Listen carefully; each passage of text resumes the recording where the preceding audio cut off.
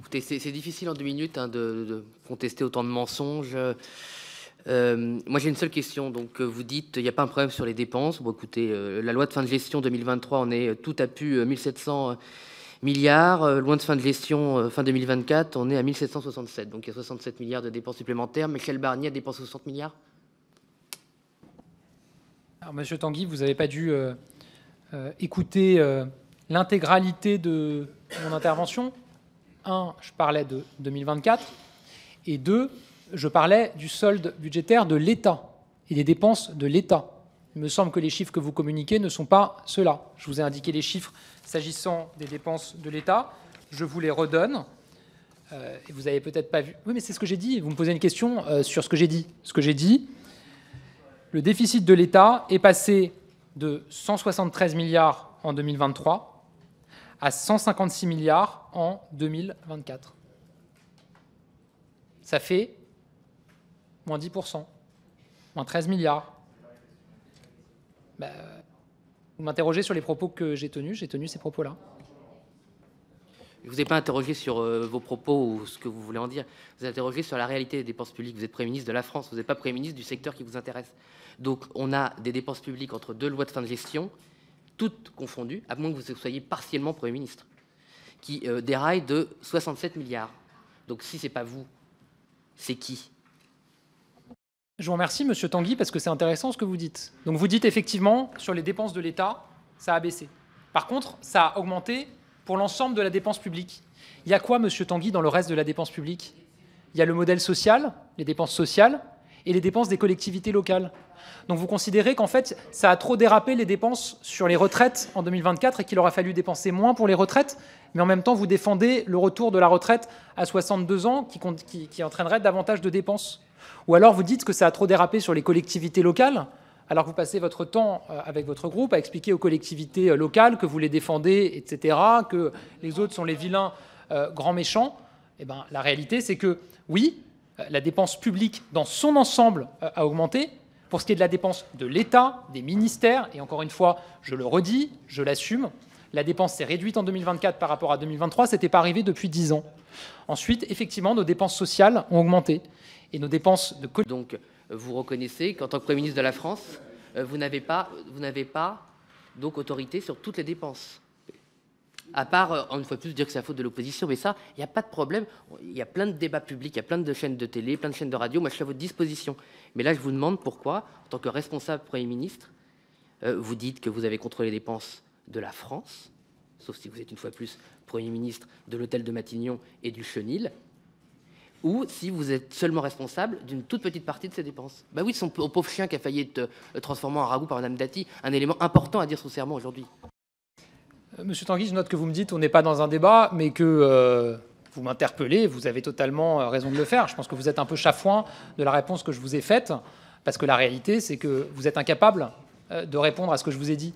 C'est-à-dire que vous déplorez une augmentation de la dépense publique, mais vous êtes incapable, puisque j'allais dire un terme qu'on ne dit pas en audition, vous êtes incapable de dire quelle progression des dépenses sur la sphère sociale ou de collectivité locale vous regrettez dans ce qui explique cette progression de la dépense publique.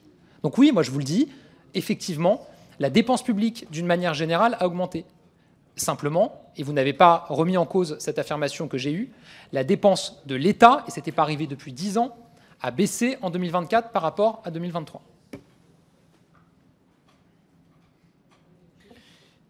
Monsieur Attal, je crois que vous n'acceptez pas l'exercice. Alors, je vais vous laisser mon numéro de téléphone pour faire un débat dans les médias. Il n'y a pas de difficulté. Je passe à une puisque vous n'avez pas répondu, donc vous ne tenez pas compte du fait que l'entièreté des dépenses est complètement dérapée, dont acte. Hein, voilà, je pense que tout le monde jugera. Vous regardez sur les variations. Dites, ah oui, vraiment, les variations avec les pays étrangers, c'est pas bien de ne pas en avoir tenu compte. Alors, vous avez donné vous-même les chiffres. Alors, moi, ça m'inquiète vraiment sur, effectivement, votre capacité à compter, puisque vous voulez qu'on se parle comme ça. Donc, vous dites, oui, alors en France, les prévisions ont dérapé de 5,5, en Allemagne, 4%. Bon, la différence entre les deux, c'est environ 25% quand même. Bon, donc, si vous voulez, il faut remettre les choses d'équerre. Et avec les Royaume-Uni, c'est 2,5%, donc c'est la moitié. Donc, on n'est pas du tout dans les mêmes ordres de grandeur, en fait.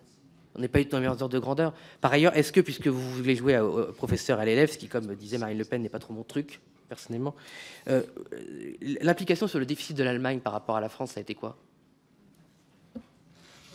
Monsieur Tanguy, j'ai indiqué moi-même, et c'est moi-même qui ai indiqué ces chiffres et qui ai montré que les variations étaient différentes entre les pays. Et quand j'ai abordé l'Allemagne, j'ai indiqué que l'Institut des politiques publiques estimait à 4% la variation, mais qu'ils étaient encore en train d'actualiser la variation par rapport à leurs prévisions. Et que donc probablement, pour citer ce que j'ai dit tout à l'heure, ça se rapprocherait de nos 5%. Mais en tout cas, c'est important de souligner que le phénomène que nous avons constaté en France a été constaté dans des ampleurs différentes, comme j'ai dit tout à l'heure, chez nos voisins. Ensuite, évidemment que l'implication budgétaire est différente en France, en Allemagne, et que la situation budgétaire de l'Allemagne est différente de celle de la France. Ça, vous ne me ferez pas dire autre chose.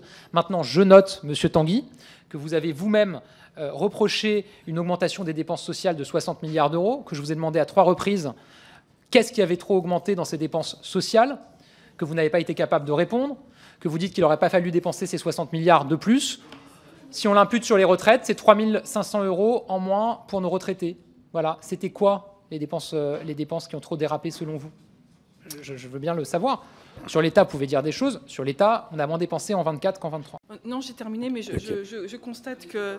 Je constate effectivement que quand M. Attal ne sait pas quoi répondre, il renvoie la question aux autres et il change de débat. Et voilà. Merci beaucoup pour cet échange. Christine Arrigui. Non, mais à quoi j'ai pas répondu, Madame la députée? Non, mais sincèrement, si j'ai raté une de vos questions, à quoi j'ai pas répondu dans votre question? Non, mais à quelle question? Premier ministre, vous êtes Premier ministre, vous pouvez quand même demander des explications. Pourquoi vous mettez 72 milliards alors que l'année précédente, on avait fait 57? Enfin, il n'y a pas une explosion des bénéfices des entreprises. Ça ne vous a pas inquiété? Monsieur de Courson, je suis responsable des décisions qui sont prises quand j'ai autorité sur ces décisions. En l'occurrence, quand le projet de loi de finances est présenté, sont responsables le ministre de l'économie et des finances, le ministre du budget, le Premier ministre. Je n'étais dans aucune de ces 3 positions quand le projet de loi de finances pour 2024 a été présenté. Et je vais vous dire, j'apprécierais peu que des premiers ministres qui m'ont précédé ou qui m'ont succédé, eux-mêmes, fassent des commentaires ou donnent des explications sur des choix qui ont été retenus quand j'étais Premier ministre, parce que je pense que chacun est responsable de ses choix et de ses décisions. Moi, j'ai eu l'occasion de dire, et je vous donne un exemple sur la question des recettes et sur l'élasticité, que quand je suis arrivé à Matignon et qu'il a été établi notamment par la première alerte que j'ai reçue détaillée au mois de février, qu'il y avait une distorsion entre la prévision de recettes et les recettes effectivement perçues, et qu'il y avait probablement une élasticité qui avait été arbitrée trop élevée dans le PLF 2024, la décision que j'ai prise, c'est de réduire la prévision d'élasticité et de la passer de 1,1 à 0,8. C'est une décision que j'ai prise et qui avait été à l'époque saluée.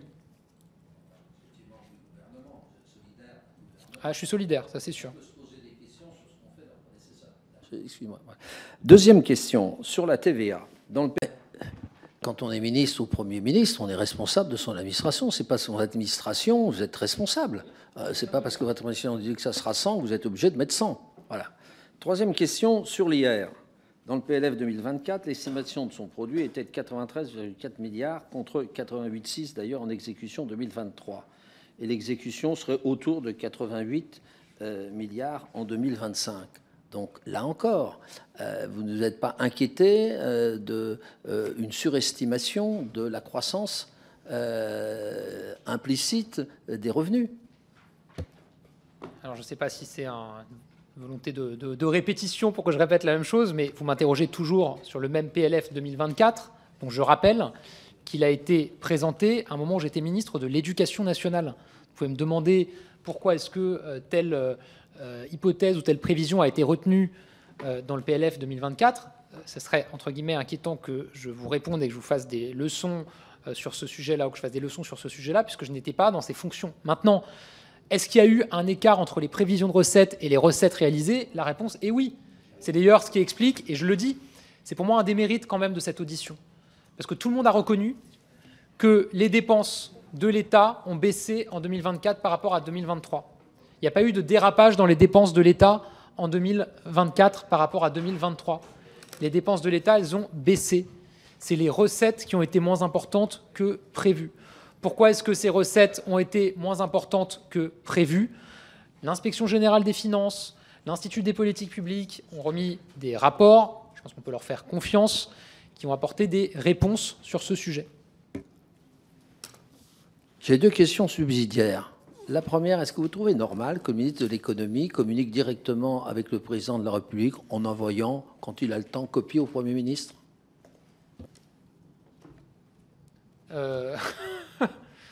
D'abord, je pense que c'est pas un sujet que pour le ministre de l'économie.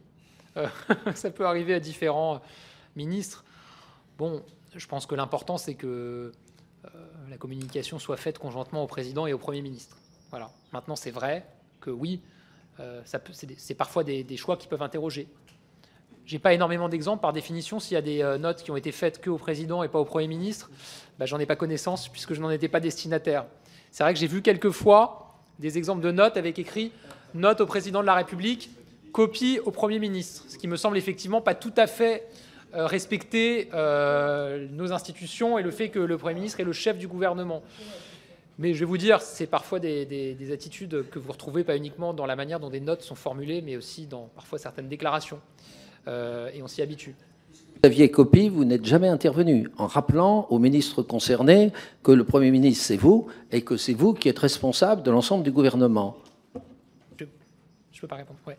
Si, parce que par ailleurs, la différence entre le président et le Premier ministre, c'est que quand vous êtes Premier ministre, vos principaux ministres, en tout cas moi c'est comme ça que ça fonctionnait quand j'étais à Matignon, vous les voyez quasiment toutes les semaines en tête à tête. Les principaux ministres, je les voyais quasiment toutes les semaines, toutes les 2 semaines au maximum, pour faire un point sur l'ensemble des dossiers. Et donc en fait les informations, je les avais à l'occasion de ces échanges très réguliers directement. Donc qu'ensuite le ministre se dise il y a des informations que je portais à la connaissance du président de la République avec qui j'ai moins de réunions comme ça en direct, et je mets le Premier ministre en copie de la note. Voilà, c'est peut-être pas totalement conforme aux usages des institutions, mais voilà, tant que le travail se fait directement entre le ministre et le Premier ministre, ça ne me choque pas. Dernière. Oui, dernière question. C'est quand même étonnant vos réponses concernant 2024, parce que ça avait commencé dès 2023, les écarts. Alors on n'était pas à 41 milliards d'écart entre les prévisions et les réalisations, comme on l'a constaté en 2024, mais il y avait déjà des écarts très importants et un dérapage. Et donc, qu'un Premier ministre réinterroge son ministre de l'économie et son ministre du budget en disant « Écoute, je ne comprends pas, hein, ça a complètement déjà dérapé en 2023, mais vos hypothèses ne sont pas crédibles. Hein, 2 années de suite, ça fait beaucoup. » Et avec un écart qui s'accroît. Donc, dire tout ça, c'est la faute... Monsieur le maire nous a expliqué que ce n'est pas lui, hein, c'était les services. Hein. Le ministre du budget nous a dit c'est pas nous, c'est les services. Vous êtes ministre, vous êtes Premier ministre, c'est quand même vous qui êtes responsable. Mais c'est précisément ce que je viens de vous dire. C'est exactement ce que j'ai fait, monsieur le député, au moment où j'ai été nommé Premier ministre et où j'ai eu à avoir la charge de ces responsabilités. Je suis nommé Premier ministre, je reçois une alerte sur la baisse des recettes en 2023 et fin 2023, évidemment que la première chose que je fais, c'est échanger avec mes ministres concernés sur le sujet et chercher à interroger les raisons. Je vous rappelle qu'on a d'ailleurs lancé une mission de l'IGF, celle à laquelle je fais référence depuis tout à l'heure, précisément pour identifier les causes de cet écart. Ensuite, je crois avoir dit tout à l'heure que moi, je cherche jamais à défausser sur qui que ce soit et certainement pas sur l'administration. Ce que j'ai cherché à dire depuis tout à l'heure, c'est que à chaque fois que j'ai eu des alertes sur des moindres recettes, j'en ai tiré les conséquences en cherchant à avoir de moindres dépenses. Voilà, pour lutter le plus possible contre le déficit et réduire au maximum le déficit. Je passe la parole à Jérôme Verny. Juste avant, monsieur le Premier ministre, ça fait 2 fois que vous me dites que vous nous renvoyez à l'IGF sur la question de l'explication pourquoi moins de recettes. Bon, sauf respect avec l'IGF, même si d'ailleurs... je note que je suis assez d'accord avec ce que disait Pierre Moscovici sur l'influence de l'hubris des politiques sur les administrations qui travaillent quelque part pour eux, mais c'est à la commission d'enquête justement qui revient d'essayer de clarifier les choses. Voilà, donc on a le droit de ne pas s'arrêter au rapport de l'IGF. Jérôme Verny. Oui, merci Monsieur le Président. Bon, je vous avoue que je J'ai l'impression de perdre mon temps dans cette audition parce qu'en fait, on n'avance pas. Au rythme des auditions, chacune des personnes auditionnées nous explique qu'elle n'y est pour rien, que tout va bien, que tout est formidable. Monsieur Attal, je vais du coup essayer de vous poser des questions très simples. Si vous pouvez répondre simplement, ça serait formidable. Entre avril 2022 et septembre 2024, quelle a été l'évolution de la dette publique en France ? Non, mais on peut jouer au quiz, monsieur le député. Je veux dire, même les grands spécialistes des finances publiques qui sont derniers mois, qui sont membres de l'administration, ils ne connaissent pas tous les chiffres par cœur. Moi aussi, je peux préparer avant une audition ou je peux venir devant votre bureau en ayant préparé un quiz et en vous demandant des chiffres précis. Vous le connaissez parce que vous avez préparé votre question. J'ai derrière moi, l'ancien directeur général du Trésor et l'ancien conseiller chargé des finances publiques, chef de pôle à Matignon. Tous les chiffres d'un mois sur l'autre, vous ne les connaissez pas par cœur. Voilà, donc je peux vous apporter une réponse. Donc 112%, c'est stable entre début 2023 et mi-2024. Pardon, mais ça, c'est un pourcentage. Donc, est-ce que vous pouvez, s'il vous plaît, me donner l'évolution en valeur de la dette publique entre avril 2022 et septembre 2024 ? Donnez le chiffre, Jérôme Verny, comme ça vous poserez la question après sur le chiffre. Parce que non, mais c'est pas une question rhétorique, en fait. C'est quand même la moindre des choses que la personne qui a géré le budget puis a été Premier ministre connaisse de combien la France s'est appauvrie pendant cette période. Et en l'occurrence, c'est 326 milliards. Et ça a l'air de vous faire sourire, mais moi, ça ne me fait pas du tout sourire. Pas du tout. Deuxième question, est-ce que vous pouvez nous dire si, sur les 7 ans de socialisme macroniste, il y a eu une autre période où on a généré autant de dettes, monsieur le Premier ministre ? D'abord, monsieur le député, je pense qu'on a tous montré, il peut y avoir des moments de débat qui chauffent un peu dans cette commission, ça arrive, qu'on a tous montré, je pense, une forme de respect dans les interventions des uns et des autres. Je le dis sincèrement, on a tous cherché à se respecter, et vous pouvez...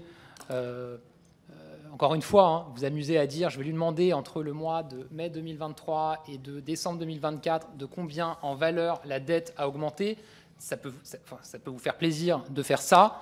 Ça peut vous faire plaisir de m'entendre vous dire que je n'ai pas le chiffre de tête, de montrer que les membres de l'administration qui sont les spécialistes de ces questions n'ont pas le chiffre de tête, de faire derrière un esclandre pour expliquer que c'est un scandale. Si c'est comme ça que vous voulez, non mais si c'est à ça que vous voulez consacrer, à la différence de tous vos collègues, les 2 minutes pendant lesquelles vous pouvez m'interroger, c'est votre choix. Mais moi, je ne vais pas m'énerver, en tout cas faire mine de m'énerver comme vous. Ensuite, oui, il y a eu des périodes où notre dette a augmenté de manière encore plus importante, sous le quinquennat de Nicolas Sarkozy, je crois, sous 5 ans, il y a eu 24 points de PIB de dette en plus. Voilà. C'était une question, c'était pas une question rhétorique, et c'est ce que vous semblez vouloir croire. En fait, vous n'avez répondu à aucune question. Donc, en fait, vous expliquez qu'il y a eu un beau respect dans cette audition. C'est pas vrai. Vous avez systématiquement contourné les questions. Monsieur de Courson, vous avez refusé de lui répondre. Et en plus, vous avez fait une réponse qui est erronée, monsieur Attal. Vous avez fait une réponse qui est erronée, si, sur l'évolution de l'IS, votre réponse est parfaitement erronée, parce que de dire qu'il y a eu moins de recettes que prévu, en fait, les recettes qui avaient été prévues sur l'IS en 2023 étaient complètement farfelues. Une hausse de 30% de l'IS, ça voulait dire une hausse de la richesse produite en France de 30%. C'est quelque chose qui n'existe pas. Oui, est-ce que vous pouvez écouter au moins quand je vous parle, parce que vous parlez de respect, c'est pas très respectueux de pas écouter. Bravo, mais ça se voit dans votre bilan d'ailleurs, 326 milliards de dettes, vraiment, vous avez bien fait 2 choses en même temps. Bravo, félicitations. Posez votre question sur... non, mais j'ai pas de question parce qu'en fait, il n'y a pas de réponse. Si, il y avait une question. Donc, comme il n'y a pas de réponse, je peux poser toutes les questions que je veux, comme toutes les personnes. Jean-Philippe Tanguy a posé plein de questions, il n'y a pas eu une réponse. Les écolos ont posé des questions, il n'y a pas eu de réponse. Personne n'a eu de réponse, mais ça vous fait sourire et vous êtes très content de votre bilan. Bravo, monsieur Attal, 326 milliards de dettes. Félicitations. Bien. Moi, je vais me permettre... Noter, et là, il y a vraiment une constante dans laquelle vous vous inscrivez, on peut l'admettre, c'est qu'en fait, rien ne semble vous faire changer d'avis.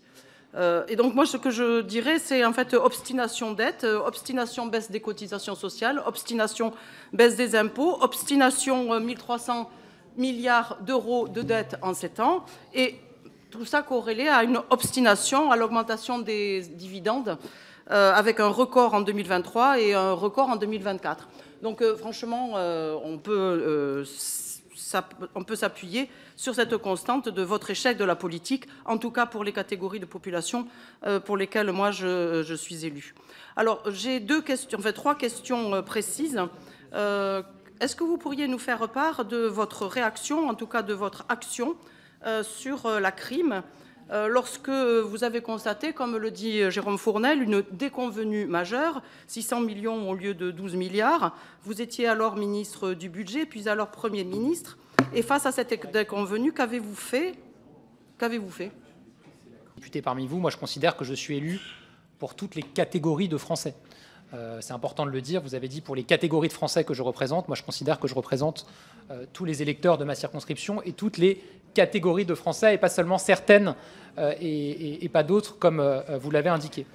Ensuite, vous avez dit, Madame Arrigui, que je changeais pas d'avis. Pardon, ça fait quelques années maintenant qu'on a l'occasion de travailler ensemble, notamment dans les fonctions que j'ai eues avant. Je ne suis pas sûr de vous avoir vu changer d'avis non plus beaucoup sur le gouvernement et sa politique.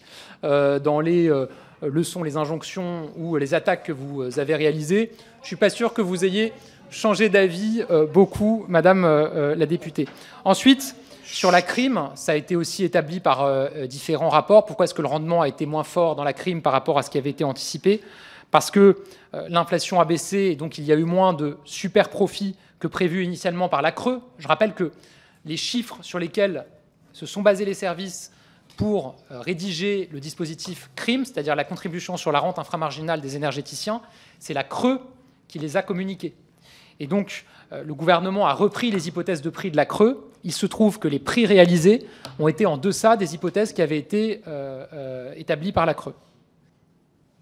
Vous ne m'avez pas répondu à ma question. Qu'avez-vous fait quand vous avez constaté cela pour réformer cet impôt?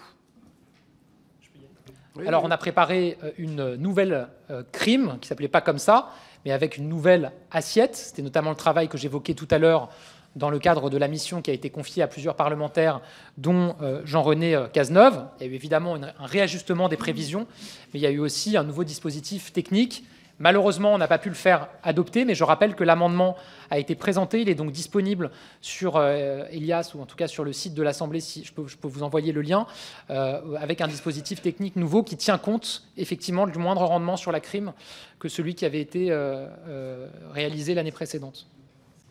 J'ai bien connaissance de cet amendement et de son rendement qui n'est pas meilleur ou presque pas meilleur que le précédent dispositif. Donc manifestement, vous n'aviez pas vraiment envie de mettre en œuvre avec le produit attendu cette CRIM. Deuxième question, qu'avez-vous fait quand vous avez constaté que les sociétés d'autoroutes ne payaient pas la taxe d'exploitation des infrastructures de transport de longue distance et ne paient pas depuis 2020 la taxe d'aménagement du territoire? Alors, sur le premier point, Madame la députée, vous dites l'amendement que vous avez présenté n'a pas eu le même rendement que la CRIM précédente, pour une bonne et simple raison, c'est que cet amendement n'a pas été adopté.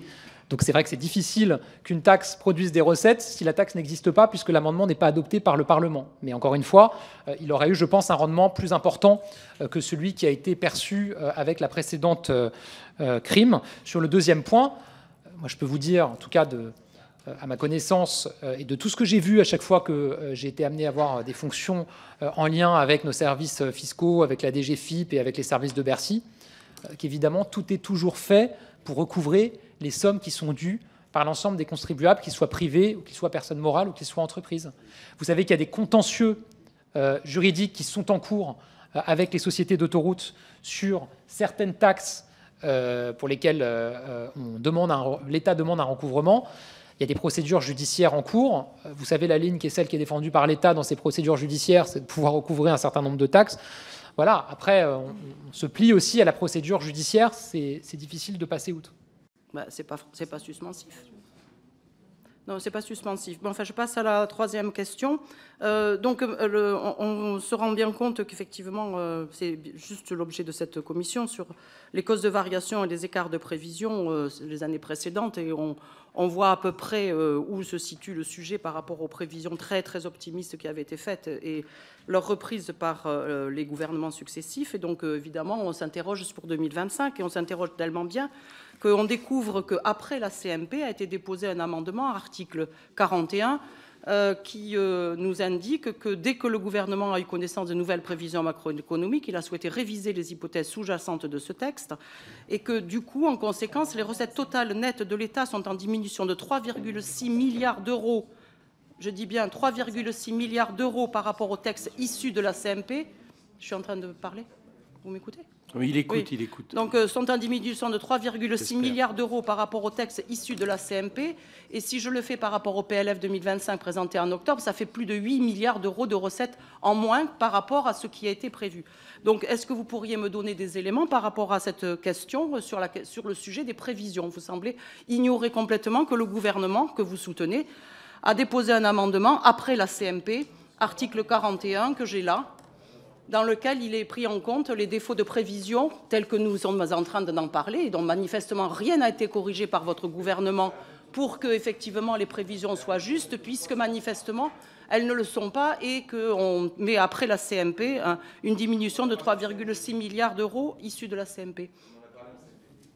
Non mais je pose la question à M. Attal, ça serait bien que M. Attal puisse me répondre ou me dire qu'il ne sait pas, et auquel cas, effectivement, c'est quand même un gouvernement qui le soutient et sur lequel, effectivement, on a des prévisions qui sont revues et qui correspondent bien au sujet que nous sommes en train de travailler aujourd'hui. Comment se fait-il que nous ayons des prévisions qui ne sont pas utiles pour 2025 alors qu'on est alerté au titre de 2023 et 2024 ? Il parle, l'autre. Alors, Madame Arrigui, je vais peut-être vous décevoir et je suis vraiment désolé, mais je ne suis plus au gouvernement. Et donc, vous m'interrogez sur un amendement déposé par le gouvernement dans le cadre de la CMP. C'est le gouvernement qu'il faut interroger. Moi, ce que je peux vous dire, c'est que j'ai les informations que vous avez. Le gouvernement a annoncé qu'il revoyait ses prévisions parce qu'il s'est passé un peu de temps entre le moment où vous avez renversé le gouvernement de Michel Barnier et le budget, ce qui a eu un impact délétère pour l'économie française, et le moment où le budget est revenu en examen à l'Assemblée nationale. Et évidemment, dans ce temps-là, il y a un certain nombre d'événements géopolitiques, économiques, internationaux qui sont intervenus. Et donc, ça me semble plutôt de bonne politique que le gouvernement adapte ses prévisions, vu qu'il y a quand même un certain nombre de choses qui se sont passées, notamment la facture de la censure que vous avez soutenue au détriment de nos concitoyens. Bon, bien. Donc vous assumez, mais ça, je n'attendais pas moins de vous, la politique menée, c'est-à-dire d'œuvre de compétitivité et de baisse des dépenses, et qui en même temps a produit une baisse des recettes de manière volontariste, parce qu'il y a les baisses de recettes constatées en 2024 parce qu'elles rentraient moins, mais il y a eu aussi l'organisation de baisses de recettes avec des baisses massives d'impôts à hauteur de 62 milliards en 2023, dont 10% au profit des plus riches. Donc je crois qu'il faut arrêter, en tout cas moi c'est mon point de vue et c'est le point de vue de mon groupe, il faut arrêter d'accabler nos entreprises d'impôts supplémentaires parce qu'à la fin, c'est moins d'investissement et c'est moins d'embauche pour les Français. D'accord, mais ma question, c'était pas ça. C'était pas de vous demander. Je ne vous ai pas demandé si vous défendiez votre politique économique, ça je m'en doute. Et de même, quand je vous explique que sur les 60 milliards, une très grande majorité, c'est les 10% les plus riches, ça c'est documenté. Mais c'était pas ma question. Ma question était autre. 2023-2024, la question des prévisions de déficit, des déficits non prévus et qui s'amplifient sont dus, et ça c'est documenté, vous l'avez dit vous-même, à une moindre entrée de recettes en IS, en IR, en TVA. Il y a les trois, d'accord ? Notamment impôts sur les sociétés. Or, vous avez répété à nouveau que ces impôts, finalement, la masse de ces impôts avait augmenté, alors même qu'on avait baissé le seuil, ce qui est vrai, mais ce qui est vrai, je le répète, dans les 2 ans post-Covid. Ce n'est plus vrai en 2023-2024. Donc, je vous repose la question, non pas sur la justification politique, c'est simplement de savoir si, en fonction de ce que ça avait produit dans des années exceptionnelles, est-ce que, du coup, cela ne vous a pas conduit à mal anticiper, j'allais dire, la baisse de rendement de ces impôts à partir du moment où on revenait dans une année normale ? Si vous me dites non, je veux bien l'entendre. Mais je vais vous répondre de manière très claire. Oui. D'abord, le taux d'impôt sur les sociétés n'a pas baissé sur ces années. Sur les années où vous évoquez qu'on a moins gagné. Non, la trajectoire de baisse de l'impôt sur les sociétés, Monsieur le Président, elle est entre 2017 et 2022. Vous évoquez les années 2023-2024. Est-ce que le taux d'impôt sur les sociétés a baissé en 23 et en 24 ? Non, pas en 23, elle a baissé juste avant le Covid. Donc les années post-Covid sont sur cette baisse d'impôt. D'accord, mais donc on n'a pas... Non, mais je veux dire, la baisse des recettes sur l'impôt sur les sociétés en 2023 et 2024, n'est pas lié à une baisse du taux d'impôt sur les sociétés en 2023 et 2024. C'est pas ce que je vous dis. Non, mais Attendez, je le dis. je reprécise ma question préciser. parce que je crois avoir Je mal le été dis. compris. Vous faites une baisse notamment de l'IS. Cette baisse de l'IS, elle devient opérante, puisque le Covid démarre en 2019, elle devient opérante, notamment pleinement, à partir des années post-Covid, puisque l'économie a quasiment été arrêtée pendant un an, voire un peu plus. Elle redevient opérante dans les années post-Covid, et là, vous avez une rentabilité de l'IS effectivement exceptionnelle, qui était même d'ailleurs non prévue à ce moment-là par Bercy, ou en tout cas sous-estimée, bon, mais qui sont le fait que vous avez une activité qui remonte. Donc ma question, je la repose, c'est est-ce que ça ne vous a pas conduit finalement à être trop optimiste dès lors que on allait revenir dans une année normale et que les seuils d'impôt ayant baissé, eh bien naturellement, dans une année normale, la rentabilité de l'impôt baisse? Non. La réponse est non de manière très claire. Vous avez, je crois, été destinataire du rapport de l'Inspection générale des finances. Vous avez probablement pris connaissance de l'étude réalisée très récemment par l'Institut des politiques publiques sur les raisons. Donc vous reconnaissez que la prise de parole de Bruno Le Maire, et j'entends que vous le justifiez, mais vous reconnaissez que la prise de parole de Bruno Le Maire n'est pas transparente, y compris parce qu'il maintient publiquement un objectif de déficit dont la mesure qu'il annonce à ce moment-là n'est pas suffisante pour le combler, puisqu'il annonce une mesure de 10 milliards de coupes d'euros, ce qui ne permet pas de maintenir 4,4, puisqu'entre 5,7 et 4,4, il y a environ 36 milliards de différence et non 10. Non, comme je viens de vous dire, Bruno Le Maire, il redit l'objectif du PLF 2024 en matière de déficit, mais à ce stade, à ce moment où Bruno Le Maire a pris la parole, nous n'avions pas de prévision actualisée de la cible de déficit pour 2024, précisément parce que les administrations étaient en train de refaire les comptes et que c'est dans le PSTAB, quelques semaines plus tard, que la prévision a été actualisée. Donc, le chiffre que donne Bruno Le Maire, c'est le dernier chiffre qui a été arrêté avec les services de Bercy sur le déficit. Ce que vous appelez quelques semaines plus tard, Monsieur Attal, c'est 2 mois. Parce qu'on parle d'une interview du 18 février, la chiffre actualisée à 5,1, il date du 17 avril, si je ne me trompe pas. Donc, pendant 2 mois, vous continuez à affirmer à l'ensemble des Français via les interventions télévisées que le déficit ne change pas, que vous êtes conscient à ce moment-là d'avoir annoncé une mesure qui ne suffisait pas pour maintenir ce déficit. Et est-ce que vous pouvez me confirmer et m'expliquer peut-être pourquoi, dans la même période, ni la Cour des comptes ni la représentation nationale n'a officiellement connaissance de la note du 16 février? Alors, pour vous répondre, dans l'intervalle avant la présentation du PSTAB, j'ai eu l'occasion d'annoncer donc le décret d'annulation, le doublement des franchises médicales en mars, le lancement de la mission sur les nouvelles recettes et de la réforme de l'assurance chômage. Donc je ne crois pas qu'on puisse dire qu'il y a eu une forme d'inertie sur les questions budgétaires à ce moment-là. Ensuite, je vous redis une nouvelle fois, et ça ne me semble pas être un scoop ou une information, tous les ans, le PSTAB, il est présenté au mois d'avril. Ça n'a pas été là, mis au mois d'avril, par choix. C'est tous les ans au mois d'avril. Et pourquoi, encore une fois, est-ce que vous ne pouvez pas annoncer de manière officielle une nouvelle cible de déficit ou une nouvelle prévision de déficit sur l'année en cours à ce stade à la fin du mois de février? Parce qu'il vous manque 2 choses. Il vous manque 1, l'exécution définitive du budget 2023 qui intervient par l'INSEE à la fin du mois de mars, et 2, le nouveau cadrage macroéconomique via la Direction générale du Trésor qui est intervenu dans ces semaines-là. Donc voilà, je vous redis la manière dont les choses se sont déroulées, en transparence. Oui, je termine juste par là. Pour dire que pendant toute cette période, donc, j'entends vos arguments, mais pendant toute cette période, et quand on voit le résultat à la fin, qui est un déficit qui est à 6 ou 6,1, la réalité, c'est que vous n'avez jugé bon que ni la Cour des comptes ne puisse être informée, ni il puisse y avoir aucune sorte de débat devant l'Assemblée nationale, puisque vous confirmiez également, et je n'en ai pas bien compris l'argument, le fait qu'il ne pouvait, de la décision de ne pas recourir à un projet de loi de finances rectificatif, alors même que vous avez reconnu que le problème était bien celui des recettes et que par rapport aux chiffres et aux montants que j'évoquais tout à l'heure, vous dites être fier d'avoir un recul de d'un effort de 11 milliards en moins sur les dépenses de l'État, qui sont bien loin des chiffres nécessaires qu'il fallait aller prendre sur les recettes. Oui.